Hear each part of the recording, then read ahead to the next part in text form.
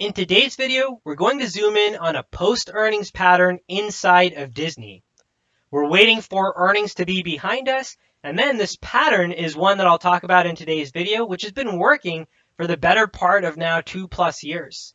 So that's what I'm looking for continuation of in today's video, and I'll share why I think that pattern is likely to continue.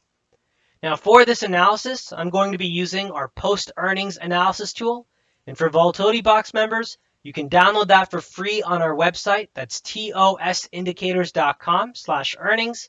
There, scroll down, and you'll find the post-earnings analysis tool. You can also find the pre-earnings analysis tool here if you'd like to look at some pre-earnings patterns as well. For everyone else, if you aren't already familiar with how we trade earnings, be sure to watch this video. It's about 54 minutes long, and it walks through pre-earnings patterns, post-earnings patterns, and how to trade the actual day of earnings as well. Now let's dive into Disney first here, and I'm going to start with our post-earnings day set to 7. I'll click apply, and I have 5 years worth of data loaded on my charts to begin with. Now if I zoom out, let me show you how to read this indicator first before we look at what the results are telling us. On the charts, you'll see these chart bubbles. Yellow versus green chart bubbles are the two different colors. Yellow bubbles occur when price tends to close below wherever price closed the day after earnings. So that tells us that, hey, the move after earnings is more towards the downside, so a bearish move. And if you see a green bubble, that tells you the post-earnings tendency is more towards the bullish side. So green means up, yellow means down. Inside each chart bubble, you'll see a breakdown of both price along with implied volatility, and that gives you an idea of what happened in that particular earnings cycle. In the top left, you'll see an aggregate with averages, which takes all of the earnings available on the chart, and it summarizes all of that data for you. Two sets of labels. The yellow labels are the ones which does the price analysis for us, and the green labels are around implied volatility. Now, if we take a look at Disney's patterns here, looking at a 5-year historical period, so 5 years worth of data, about 7 days after earnings, we see price tends to rise about 55% of the time, and price tends to fall about 45% of the time. So the pendulum swings a little bit more towards price tends to increase than decrease. And on average, if we had to say sum up the move, we can say plus or minus 4% here over the past 5 years. Now, implied volatility, a little bit different story. We can see it rises only about 30% of the time, but it tends to fall 70% of the time. And on average, that falls about 8%.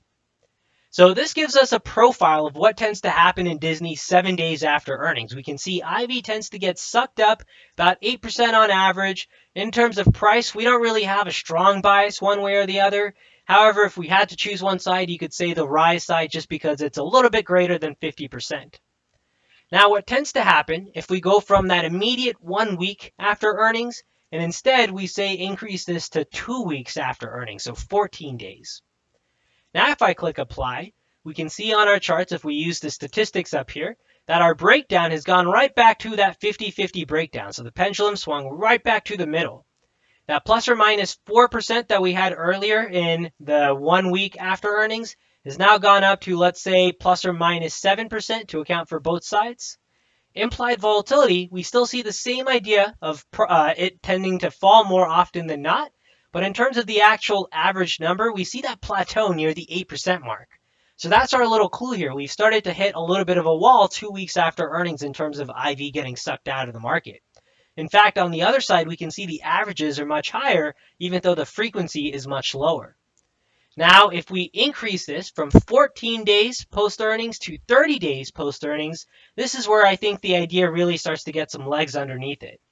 First off, look at the chart bubbles really in the immediate past future here.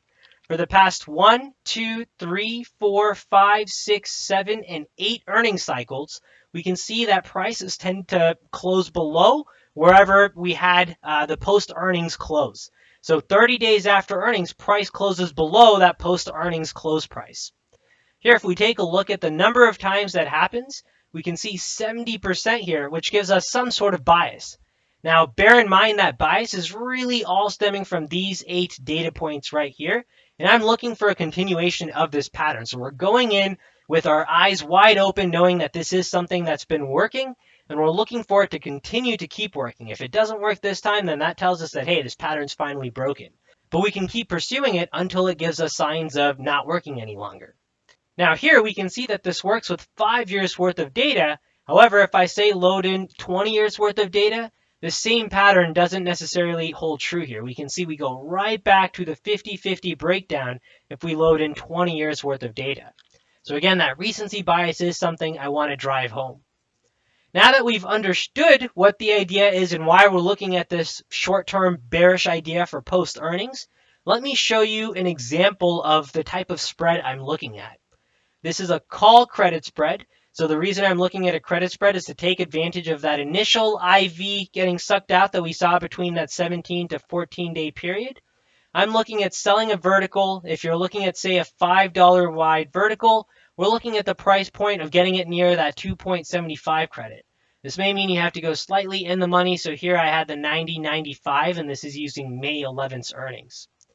Now here, in terms of our upper bound for our stop, I have that at $3.50, which would mean about $75 above whatever the credit you've received. So that's the amount of risk I'm looking to give this trade per individual contract, about 75 bucks.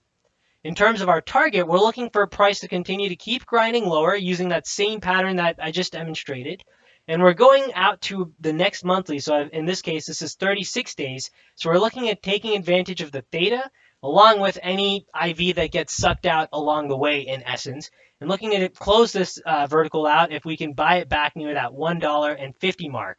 So that would mean selling it at $2.75, buying it back at $1.50, about a $1.25 profit for about a $75 risk. That's the entire premise of this trade, all stemming from this recent term pattern of the post 30 days in Disney after its earnings period. All right, one more time, I'll leave a link to this video in the description box below, our earnings video, which walks through more examples like this one with taking advantage of some earnings patterns and also some option strategies you can use for specific patterns. Take care, everyone. Good luck trading, and I'll see you in the next update.